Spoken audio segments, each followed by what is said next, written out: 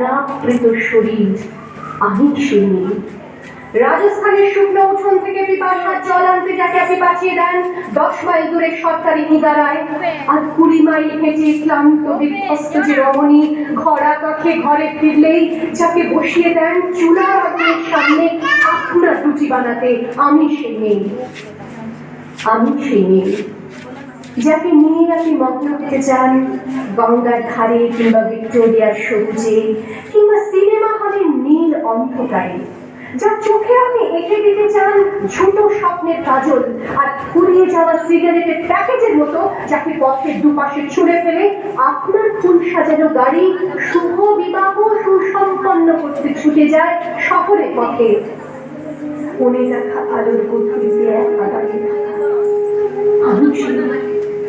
আমি সেই মেয়ে। আমাকে দেবতা যাকে ক্ষমা করেন না, অহংকার আর শক্তির দম্ভে যার গর্ভে রেখে যান কুমারী রকম, আর চোখের জলে কুমুটি হয়ে নদীর জলে ভাসিয়ে দিতে হয় কর্ণকে আত্মযোগে। আমি সেই মেয়ে।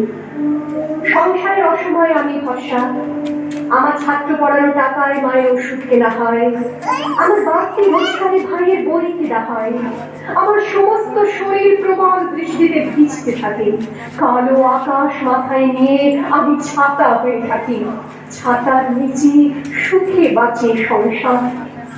আপনি আপনি আপনি আপনারা আপনারা আমার যুগে অনেক করেছেন, সাহিত্যে কাব্যে শাস্ত্রে লোকাচারে আমাকে মা বলে পুজো করেছেন, প্রকৃতি বলে আদিক্ষেতা করেছেন, আবার শহরগঞ্জের কানাগুলিতে ঠোঁটে রং মাখিয়ে কুপি হাতে দাঁড় করিয়ে দিয়েছেন।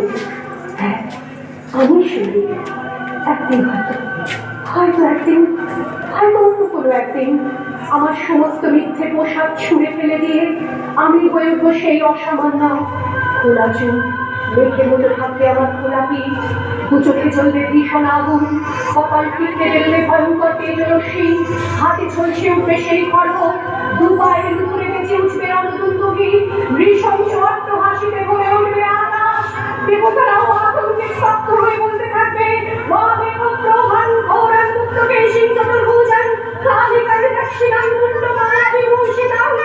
বিভৎসতা আমাদের মতো আমি এগোতে থাকবো, আর আমার এগিয়ে যাওয়ার পথে দুপাশে মুন্ডহীন অসংখ্য দেহ ছটফট করতে থাকবে, সভ্যতার দেহ, প্রগতির দেহ, উন্নতির দেহ, সমাজের দেহ। হয়তো আমি সেই মেয়ে, হয়তো বা